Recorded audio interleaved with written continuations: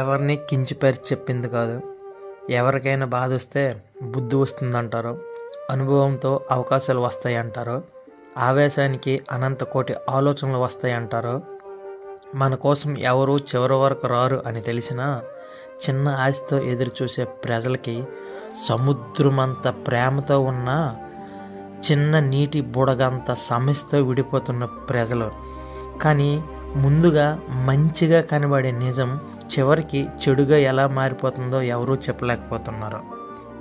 కానీ మనము ఏ దిక్కుకు ప్రయాణం చేసినా చివరికి శ్మశానం దిక్కుకే పోవాలి.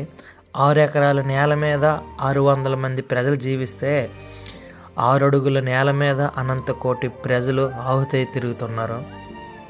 ఆకాశంలో పెట్టే ఆకాశ దీపమైన, ఇంట్లో పెట్టే మట్టి కొద్ది దీపమైన నూనెంత వరకే, మనము కూడా అలా ఊపిరున్నంత వరకే.